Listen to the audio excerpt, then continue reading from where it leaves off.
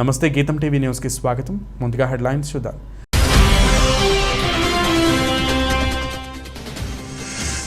నైజీరియాలో ఘోర రోడ్డు ప్రమాదం, 12 మంది మృతి.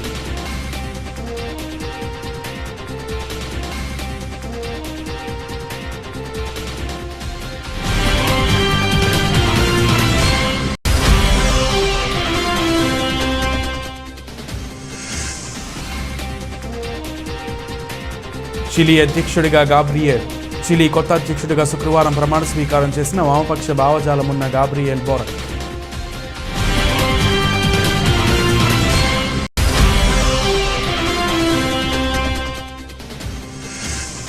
ఉక్రెయిన్పై ఉధృతమవుతున్న రష్యా దాడులు, కీలక నగరాలపై పట్టు సాధించడానికి గగనతలం నుంచి బాంబుల వర్షం కురిపిస్తోన్న రష్యా.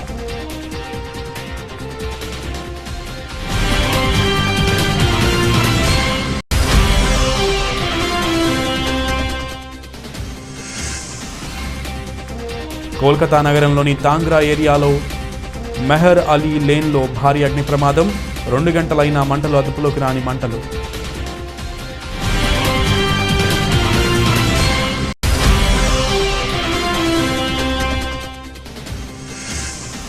మేడ్చల్ జిల్లా గట్కేసర్ మండలం మర్పల్లిగూడెం గ్రామంలో బీజేపీ బహిరంగ సభ, హాజరైన హుజూరాబాద్ ఎమ్మెల్యే ఈటల రాజేందర్.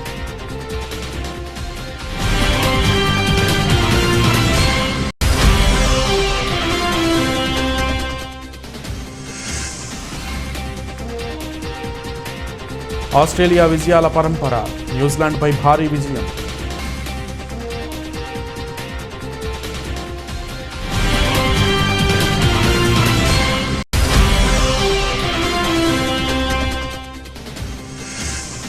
ఐపీఓ దిశగా అడుగులు, రానున్న 2 ఏళ్లలోగా పబ్లిక్ ఇష్యూ చేపట్టే యోచనలో ఉన్న ఎడ్టెక్ సంస్థ అన్అకాడమీ.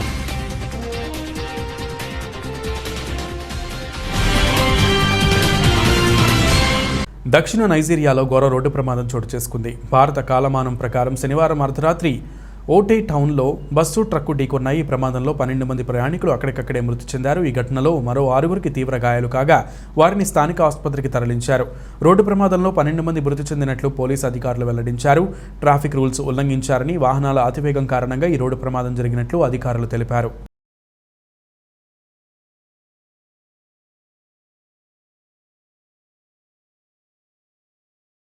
వామపక్ష భావజాలం ఉన్న గాబ్రియెల్ బోరిక్ చిలీ కొత్త అధ్యక్షుడిగా శుక్రవారం ప్రమాణ స్వీకారం చేశారు.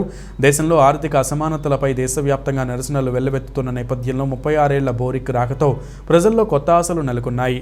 ఆర్థికంగా సంపన్న దేశమైన చిలీలో అసమానతలు ఎక్కువగా ఉండటంతో తరచూ ఆందోళనలు జరుగుతుంటాయి. 17 ఏళ్ల పాటు మిలిటరీ నియంతృత్వం రాజ్యమేలి రక్తపాతం జరిగిన చిలీలో ప్రజాస్వామ్యం పునరుద్ధరించి 4 ఏళ్లే అయ్యింది. బోరిక్ తన క్యాబినెట్లో 14 మంది మహిళల్ని చేర్చుకుని తమది ఫెమినిస్ట్ క్యాబినెట్ అని చాటి చెప్పారు. మరో 10 మంది పురుషులు మంత్రులుగా ప్రమాణం చేశారు. గత ఏడాది డిసెంబర్లో జరిగిన ఎన్నికల్లో 56% ఓట్లతో కన్జర్వేటివ్ అయిన జోస్ ఆంటోనియా కాస్ట్పై గాబ్రియెల్ బోరిక్ విజయం సాధించారు. ఉక్రెయిన్పై రష్యా దాడులు ఉధృతమవుతున్నాయి. ఉక్రెయిన్ సైనికులతో పాటు స్థానికుల నుంచి గట్టి ప్రతిఘటన ఎదురవుతున్నప్పటికీ రష్యా సైన్యం దూసుకుపోతోంది. కీలక నగరాలపై పట్టు సాధించడానికి గగనతలం నుంచి బాంబుల వర్షం కురిపిస్తోంది.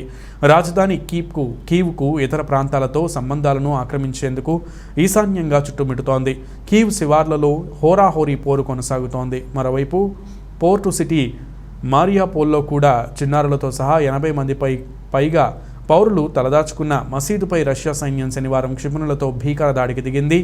మరియుపోల్లో యుద్ధ మరణాలు 1500 దాటినట్లు మేయర్ కార్యాలయం ప్రకటించింది. కీవ్ పరిధిలోని పెరెమోహా గ్రామంలో పౌరులను తరలిస్తున్న వాహన కాన్వాయ్పై రష్యా బాంబు దాడి జరగడంతో 7 పౌరులు మరణించారు. మైకోలైవ్ నగరంలోనూ రష్యా బీభత్సం సృష్టిస్తోంది. దాడిలో క్యాన్సర్ ఆసుపత్రి, నివాస సముదాయాలు దెబ్బతిన్నాయని అధికారులు చెప్పారు. మరియుపోల్ తూర్పు శివారు ప్రాంతాలను రష్యా సైన్యం పూర్తిగా స్వాధీనం చేసుకుందని ఉక్రెయిన్ ప్రకటించింది. మరోవైపు ఉక్రెయిన్ వలసలు 26 లక్షలు దాటినట్లు సమాచారం. యుద్ధం ఆపాలంటూ పోప్ ఫ్రాన్సిస్ ట్వీట్ చేశారు. జర్మనీ ఛాన్సలర్ స్కోల్జ్, ఫ్రాన్స్ అధ్యక్షుడు మాక్రాన్ కూడా రష్యా అధ్యక్షుడు పుతిన్తో ఫోన్లో మాట్లాడారు. కాల్పులు విరమించాలని కోరారు. సామాజిక అంశాలను వెండితెరపై ఆవిష్కరించే దర్శకులతో వివేక్ అగ్నిహోత్రి ఒకరు. ఇదివరకు ఆయన తెరకెక్కించిన ది తాష్కంట్ ఫైల్స్ మూవీతో మంచి గుర్తింపు తెచ్చుకున్నారు. తాజాగా 90వ దశకంలో కశ్మీర్ పండిట్లపై సాగిన సామూహిక హత్యాకాండ నేపథ్యంలో డైరెక్టర్ వివేక్ అగ్నిహోత్రి రూపొందించిన చిత్రం ది కశ్మీర్ ఫైల్స్. ఈ సినిమాలో బాలీవుడ్ పాపులర్ నటులైన అనుపమ్ ఖేర్, మిథున్ చక్రవర్తి, దర్శన్ కుమార్, పల్లవి జోషి కీలక పాత్రలో నటించారు. మార్చి 11న ప్రేక్షకుల ముందుకు వచ్చిన ఈ సినిమాకు ప్రేక్షకులు బ్రహ్మరథం పట్టగా విమర్శకులు సైతం ప్రశంసిస్తున్నారు. ఇటీవలే హర్యానా, మధ్యప్రదేశ్ ప్రభుత్వాలు ఈ సినిమాకు పన్ను మినహాయింపును కూడా ప్రకటించాయి. అయితే తాజాగా ది కశ్మీర్ ఫైల్స్ చిత్ర బృందం శనివారం ప్రధాని నరేంద్ర మోదీని మర్యాదపూర్వకంగా కలిసింది. ఈ సందర్భంగా ప్రధాని మోదీ ఆ సినిమాను, మూవీ యూనిట్ను అభినందించారు. ఈ విషయాన్ని చిత్ర నిర్మాత అభిషేక్ అగర్వాల్ తన ట్విట్టర్ హ్యాండిల్లో షేర్ చేస్తూ ప్రధాని మోదీకి ధన్యవాదాలు తెలిపారు. ప్రధానమంత్రి నరేంద్ర మోదీ గారిని కలవడం చాలా ఆనందంగా ఉందని, ది కశ్మీర్ ఫైల్స్ సినిమాను ఆయన ప్రశంసించడం, దాని గొప్పతనం గురించి చెప్పిన మాటలు తమకు ఎంతో ప్రత్యేకమని అన్నారు. మేము ఆ చిత్రాన్ని నిర్మించడంలో ఎప్పుడూ గర్వపడలేదు, ధన్యవాదాలు మోదీజీ అంటూ ట్వీట్ చేశారు. ఈ ట్వీట్ను రీట్వీట్ చేస్తూ ప్రేక్షకులతో పంచుకున్నారు డైరెక్టర్ వివేక్ అగ్నిహోత్రి.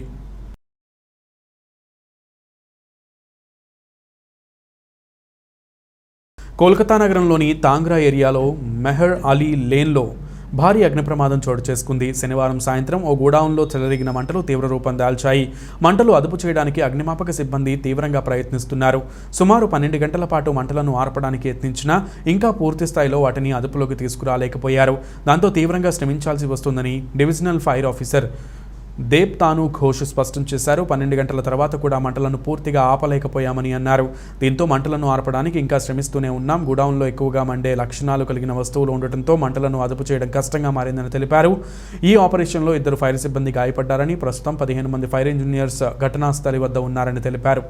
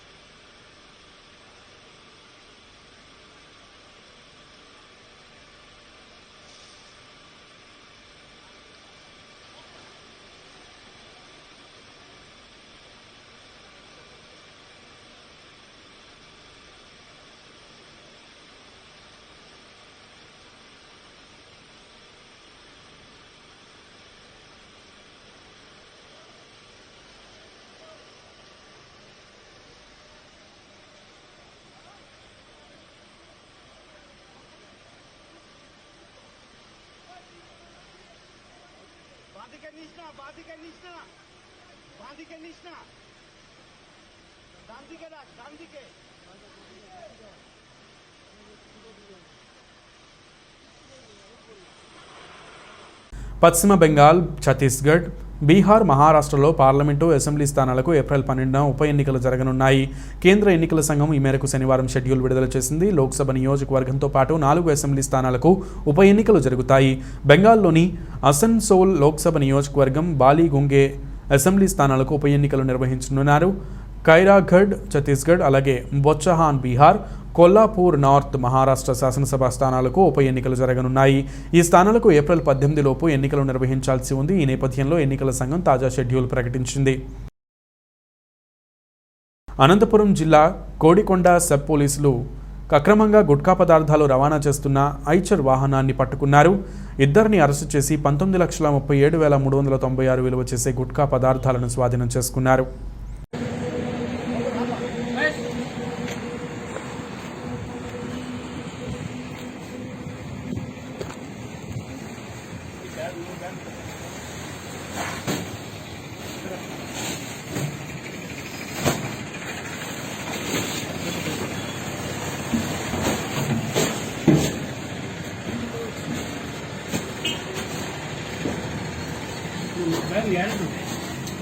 విమలే కదా అన్ని విమలే సార్ సిల్వర్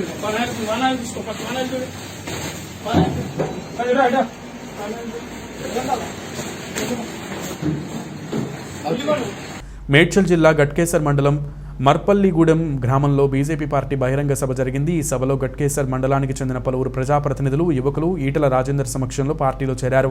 గట్కేసర్ మండలం రూరల్ అధ్యక్షులు ప్రవీణ్ మాట్లాడుతూ స్థానిక ఎంపీపీ ప్రాంతాన్ని అభివృద్ధి చేసిందేమీ లేదని, టీఆర్ఎస్ పార్టీకి చెందిన 3 వార్డు సభ్యులు బీజేపీ పార్టీలో చేరతారన్న సమాచారంతో ఆ 3 వార్డు సభ్యులను మంత్రి మల్లారెడ్డి క్యాంపుకు తరలించారని, క్యాంపు రాజకీయాల మీద ఉన్న శ్రద్ధ అభివృద్ధి మీద పెట్టాలని వారు విమర్శించారు.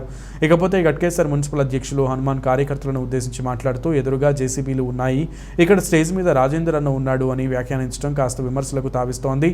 సభకు హాజరైన ఈటల రాజేందర్ మాట్లాడుతూ హుజూరాబాద్ ఎన్నికలు జరిగి సుమారు 4 నెలలు అవుతుందని, ఇది తన మొదటి సభ అని, ఇక్కడి అన్నతమ్ములతో అక్కచెల్లెమ్మలతో కలిసి నడవడానికి మర్పల్లిగూడెం గ్రామానికి వచ్చానని, అసెంబ్లీలో తమ మిత్రుడు ఓ ఎమ్మెల్యే మాట్లాడుతూ రాష్ట్రంలో రూపాయి లంచం లేకుంటే పరిపాలన జరుగుతుందని మాట్లాడటం విడ్డూరమని, ఒక్క హుజూరాబాద్ ఎన్నికల్లోనే నన్ను ఓడించడానికి 600 కోట్ల రూపాయలు ఎక్కడివని మంత్రులను, ఎమ్మెల్యేలను, ఇతర ప్రజాప్రతినిధులను, మఫ్టీలో పోలీసులను పెట్టి నన్ను ఓడించాలని చూశారని ఆయన అన్నారు. హైదరాబాద్ మర్పల్లిగూడెంలో యువకులు, మహిళలు అన్ని పార్టీలకు రాజీనామా చేసి భారతీయ జనతా పార్టీలో చేరుతున్న సందర్భంగా వాళ్ళందరికీ శుభాకాంక్షలు. కేసీఆర్ గారి ప్రభుత్వం మాయమాటలతో, దబాయింపులతో రాజ్యం చెలాయించాలైతే చూస్తూ ఉందో గ్రామీణ ప్రాంత ప్రజలకు విషయం అర్థమై ఈ దబాయింపులు, మోసపు మాటలు చెల్లవు. ఆనాడు ఉద్యమ నాయకులుగా ప్రేమించడం, ఆనాడు ఉద్యమ పార్టీని గెలిపించుకున్నాం. కానీ 7-7.5 సంవత్సరాల అనుభవంలో ఈ ప్రభుత్వం ఒక కుటుంబ ప్రభుత్వంగా మారిపోయింది. వాళ్ళ ప్రయోజనం తప్ప ప్రజల ప్రయోజనం లేదనే విషయం అర్థమైపోయింది. కేసీఆర్ గారి ప్రభుత్వం ఈ రాష్ట్రంలో కొనసాగడం ఈ రాష్ట్రానికి అరిష్టం. ప్రజానికానికి వాళ్ళ కళ్ళల్లో మట్టి కొట్టుడు తప్ప మరొకటి లేదని చెప్పి భావించి వేలాదిగా జైన్ అవుతా ఉన్నారు. 4 రాష్ట్రాల ఎన్నికల కంటే ముందు కేసీఆర్ గారు ఒక డ్రామా ఆడింది.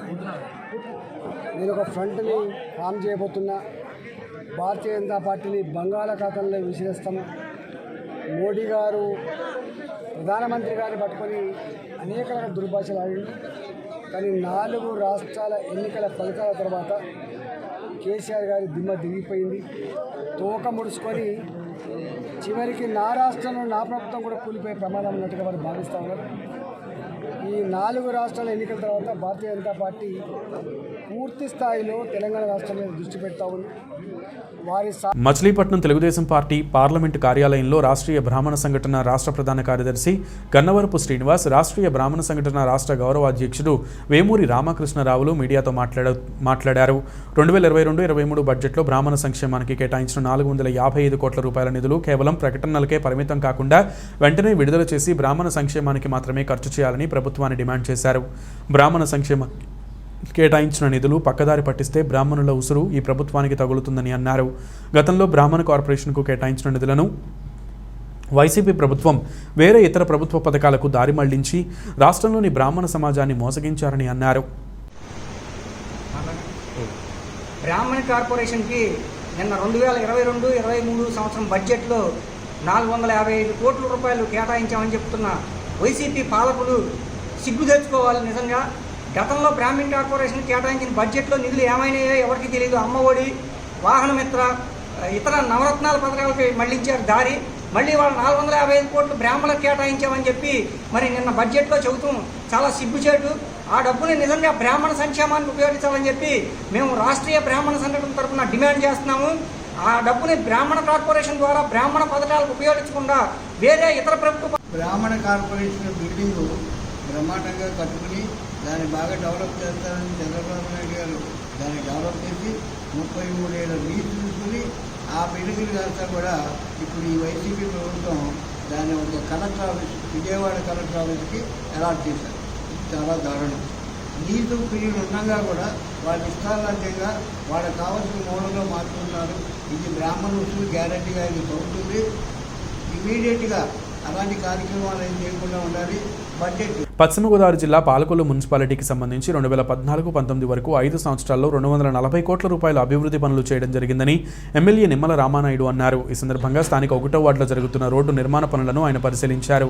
అనంతరం ఆయన మాట్లాడారు. తెలుగుదేశం పార్టీ హయాంలో 5 సంవత్సరాల్లో 240 కోట్ల రూపాయల పనులు జరిగితే ఈ ప్రభుత్వం వచ్చిన ఈ 3 సంవత్సరాలలో యావరేజ్ చూసుకున్నా కనీసం 120 కోట్ల పనులు చేయలేదన్నారు. రంగులు కాదు, మిగిలిన 10% పూర్తి చేయాలి.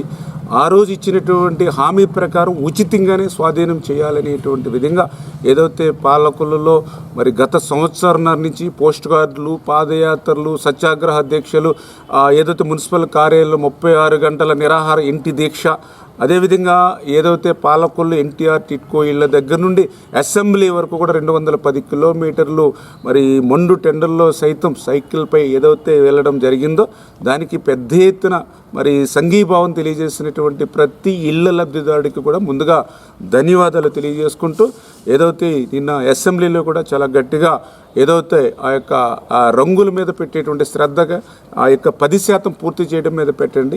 మీరు ఇచ్చినటువంటి హామీ ఏదైతే ఉందో దాన్ని గుర్తు చేసుకుని ఉచితంగా ఇవ్వండి అని ఏదైతే నిన్న అసెంబ్లీలో కూడా చాలా గట్టిగా ఎన్టీఆర్ టిట్కోయిల మీద మాట్లాడడం జరిగింది. దానిపై నిన్న ఏదైతే పట్టణాభివృద్ధి శాఖ మంత్రి గారు కూడా మాట్లాడడం, కలవడం కూడా జరిగింది. ఆయన కూడా చెప్పడం జరిగింది ఏదైతే మరి తొందరలోనే మరి ఏదైతే ఇల్లు ఏవైతే పూర్తి చేసి ఇచ్చేస్తాం. అదేవిధంగా ఏదైతే మొదటి వరుసగా మరి 1856 ఇళ్ళు మరి ప్రారంభోత్సవం చేద్దాం తొందరలోనే, ఈ నెలలోనే అని మంత్రి గారు కూడా హామీ ఇవ్వడం జరిగింది. మంత్రి గారికి కూడా నేను కూడా చెప్పడం జరిగింది ఏదైతే 1856 ఇళ్ళు మన హయాంలోనే 100% పూర్తయినాయి సార్. మరి ఏదైతే ఇంకా మిగిలిన 90-80% ఏదైతుందో దాని మీద దృష్టి పెట్టి అవి కూడా పూర్తి చేసేటువంటి విధంగా శ్రద్ధ పెట్టమని కోరడం జరిగింది. అదేవిధంగా ఉచితంగానే ఆ రోజు జగన్మోహన్ రెడ్డి ఇచ్చినట్టు హామీని మరి ముఖ్యమంత్రి గారికి గుర్తు చేసి, ఎందుకంటే మీరు ముఖ్యమంత్రి గారికి సన్నిహితంగా ఉండేటువంటి వ్యక్తి కాబట్టి ఖచ్చితంగా ఆ ఉచితంగా ఇచ్చేటువంటి విధంగా కూడా శ్రద్ధ పెట్టాలని చెప్పేసి కూడా నిన్న మంత్రి గారిని కోరడం జరిగింది. ఆయన కూడా తొందరలోనే వచ్చి మరి ఇక్కడ ఏదైతే చిన్న ఇంకా మౌలిక వసతులు ఏవైతే ఎస్టీపీ ఏదైతే ప్లాంట్ ఏదైతే ఉందో దాన్ని, అదేవిధంగా వాటర్ వర్క్స్ ఇవన్నీ కూడా ప్రారంభిస్తామని చెప్పడం జరిగింది. తొందరలోనే ఆ మిగిలిన పనులు పూర్తి చేసేటువంటి విధంగా ఆ లబ్ధిదారుల పక్షాన మరి ఖచ్చితంగా తెలుగుదేశం పార్టీ పరంగా మేము అందరం ఉంటామని చెప్పి తెలియజేస్తూ ఉన్నాం. AP Genco thermal power plant ప్రైవేటీకరణను నిరసిస్తూ టీడీపీ కార్యాలయంలో అఖిలపక్ష సమావేశం జరిగింది. టీడీపీ నేతలు సోమిరెడ్డి, బీదా రవిచంద్ర, సిపిఎం నేతలు రమేష్, మాదాల వెంకటేశ్వర్లు, సిపిఐ నేత ప్రభాకర్, ఏఐటియుసి నేత రామరాజు పాల్గొన్నారు. ఏపీ జెన్కో థర్మల్ ప్లాంట్ని ప్రైవేటు వ్యక్తులకి అప్పగించేలా కేబినెట్ తీర్మానం చేయడం దుర్మార్గమని సోమిరెడ్డి పేర్కొన్నారు. ప్లాంట్ని రక్షించుకునేందుకు అన్ని పార్టీలతో పోరాటం కొనసాగిస్తామని తెలిపారు. Man power per megawatt average ఉంటే నేషనల్ యావరేజ్ కృష్ణపట్నంలో 0.2 పర్ మెగావాట్ మ్యాన్ పవర్తో మెయింటైన్ చేస్తుంది.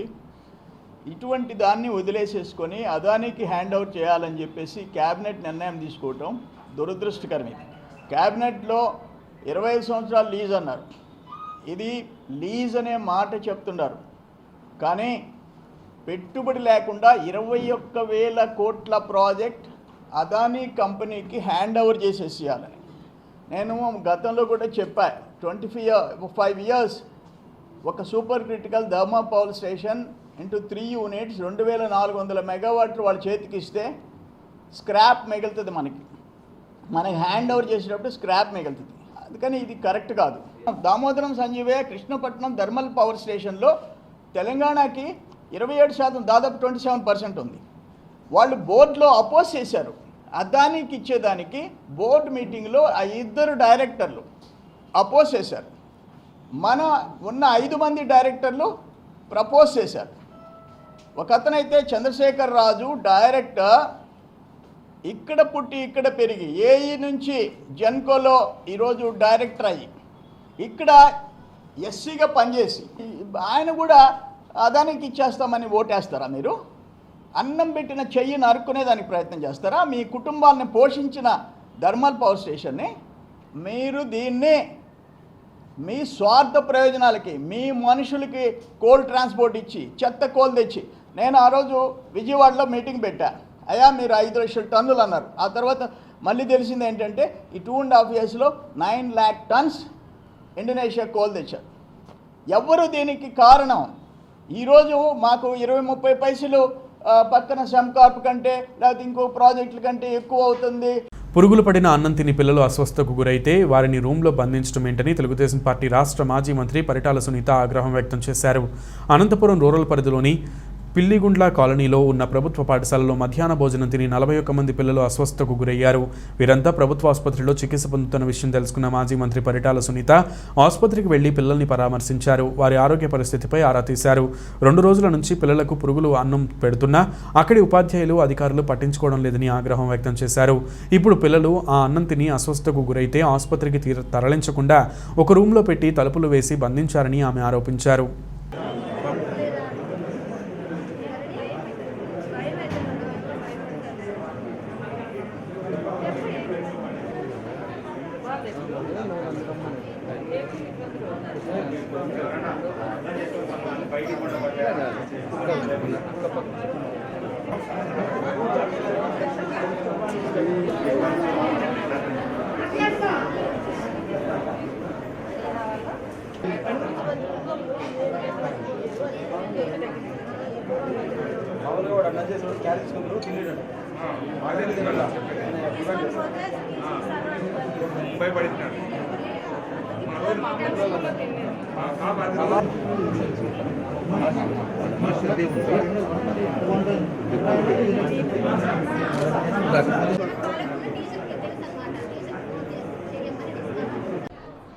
ఈరోజు అనంతపురం జిల్లా అనంతపురం రూరల్ మండలంలో పిల్లగుండ్ల కాలనీలో స్కూళ్ళు భోజనం తిని దాదాపు 41 మంది పిల్లలు ఈరోజు హాస్పిటల్లో కూడా అడ్మిట్ అయింది. మీరందరూ కూడా చూశారు. 41 మంది పిల్లలు కూడా కడుపు నొప్పి వచ్చింది, చాలా ఇబ్బంది పడుతుంది. అటు స్కూల్లో ఉంటే పిల్లలు కూడా ఇబ్బంది పడుతూ ఉంటే కూడా కనీసం టీచర్స్ కానీ ఎవరైతే భోజనం వడ్డించినారో వంట వాళ్ళు కానీ ఎందుకు కడుపు నొప్పి వచ్చింది అనేది కూడా ఒక్కసారి కూడా ఆలోచన చేయకోకుండా పిల్లలందరినీ తీసుకొని పోయి ఒక రూమ్లోకి వేసి లాక్ చేయడం అనేది అది చాలా బాధాకరం. ఒక అమ్మాయి స్టూడెంట్ కూడా ముందుకొచ్చి టీచర్తో ఫోన్ తీసుకొని వాళ్ళ అమ్మకి సరస్వతికి ఫోన్ చేయడం, నాకు కడుపు నొప్పి ఎక్కువ కడుపు నొప్పి ఉంది, నువ్వు వెంటనే రమ్మా అని అమ్మాయి ఫోన్ చేస్తేనే వెంటనే సరస్వతి అక్కడ స్కూల్కి వస్తే మా పాప ఎక్కడుందని అడిగితే కూడా అక్కడుండే ఉపాధ్యాయులు కానీ ఎవరైతే భోజనం వండారో వాళ్ళు కానీ ఆ పాప ఎక్కడుందనే విషయం కూడా చెప్పలేదు. నా బిడ్డ కడుపు నొప్పి ఉందని నాకు ఫోన్ చేసింది, ఎక్కడుందని పదే అడిగితే అందరినీ తీసుకొని పోయి దాదాపు 41 మంది పిల్లల్ని ఒక రూమ్లోకి వేసి లాక్ చేసినారంట. అది చాలా బాధాకరం. అది చెప్తా అంటే కూడా చాలా బాధేస్తుంది. చిన్నపిల్లలు స్టూడెంట్స్ కూడా చెప్తున్నారు, ఏం జరిగిందమ్మా అంటే ఈరోజు పొంగలు సాంబార్ చేశారు, నిన్నటి దినం కూడా పురుగులు ఉన్నాయి, ఈరోజు కూడా పురుగులు ఉన్నాయని అర్ధం అన్నం తినిన తర్వాత పురుగులు కూడా కనపడినాయంట. కనపడిన తర్వాత పురుగులు ఉన్నాయని ఎవరైతే అన్నం వండారో వాళ్ళకి వంట వాళ్ళకి కానీ స్కూల్లో హెడ్ మాస్టర్ వీళ్ళకి కూడా చెప్తే మామూలు. యాదాద్రి భువనగిరి జిల్లా బీబీనగర్ ఎయిమ్స్లో 2021-22 బ్యాచ్ వైట్ కోట్ సెరిమనీ కార్యక్రమంకి ఇచ్చేసిన రాష్ట్ర గవర్నర్ తమిళిసైకి స్వాగతం పలికారు. Additional collector Deepak Tiwari, AIIMS executive director Vikas Bhatia, DCP K Narayana Reddy.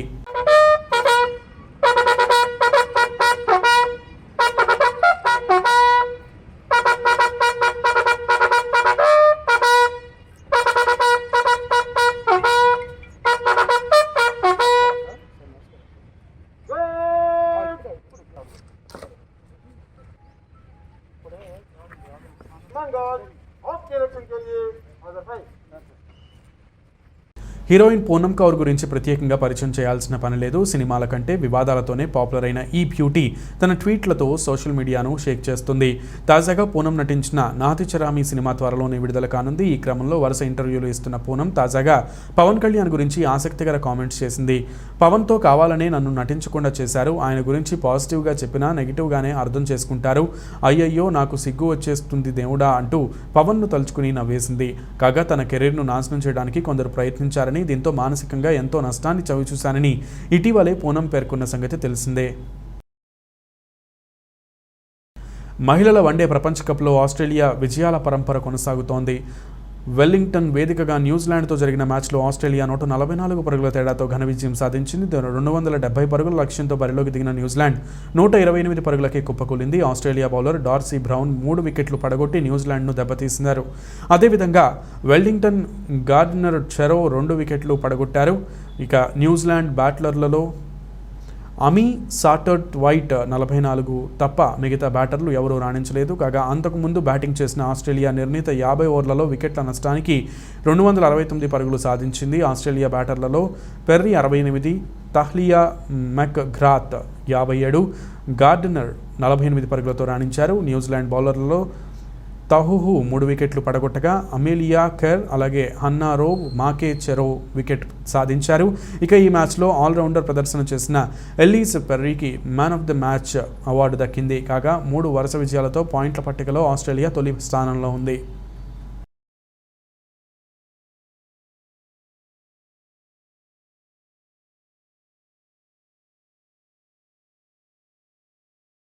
Edtech సంస్థ అన్అకాడమీ రానున్న 2 ఏళ్లలోగా పబ్లిక్ ఇష్యూ చేపట్టే యోచనలో ఉంది. కంపెనీకి కీలకమైన టెస్ట్ పేపర్ ప్రిపరేషన్ విభాగాన్ని రానున్న 12 నెలల్లోగా లాభాల్లోకి తీసుకురావాలని చూస్తున్నట్లు అన్అకాడమీ గ్రూప్ సహా వ్యవస్థాపకుడు CEO గౌరవ్ ముంజాల్ వెల్లడించారు. ప్రైవేటు రంగ ఉద్యోగులకు టెస్ట్ ప్లాట్ఫామ్గా వినియోగించే రీలెవెల్ డివిజన్ను గ్లోబల్ మార్కెట్లకు విస్తరించే ప్రణాళికల్లో ఉన్నట్లు పేర్కొన్నారు.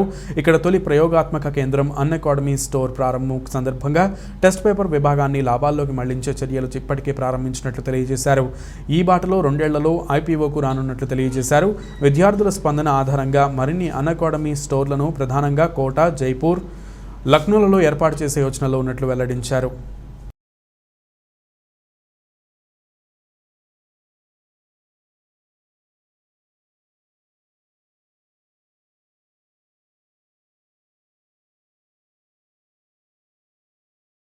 బులెటిన్ ముగించే ముందు ముఖ్యాంశాలు మరొకసారి.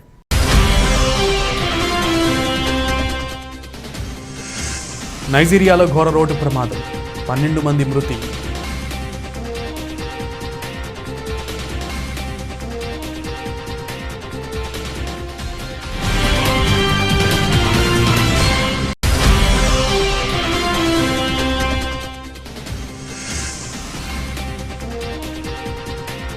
చిలీ అధ్యక్షుడిగా గాబ్రియెల్. చిలీ కొత్త అధ్యక్షుడిగా శుక్రవారం ప్రమాణ స్వీకారం చేసిన వామపక్ష భావజాలమున్న గాబ్రియెల్ బోరక్.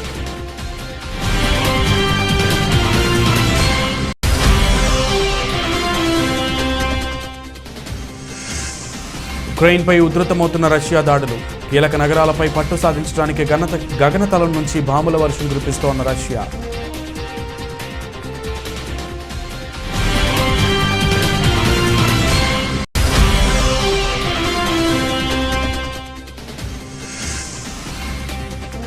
కోల్కతా నగరంలోని తాంగ్రా ఏరియాలో మెహర్ అలీ లేన్లో భారీ అగ్ని ప్రమాదం, 2 గంటలైనా మంటలు అదుపులోకి రాని మంటలు.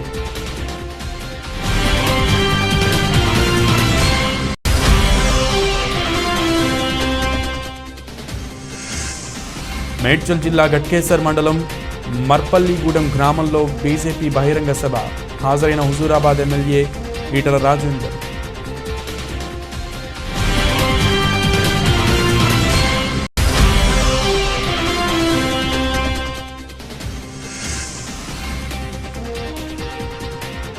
ఆస్ట్రేలియా విజయాల పరంపర, న్యూజిలాండ్పై భారీ విజయం.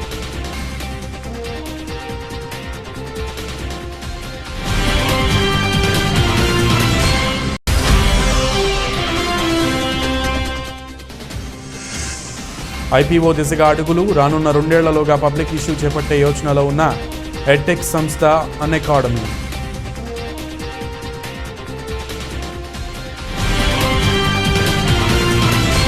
ఇవి బులెటిన్ విశేషాలు. నమస్తే.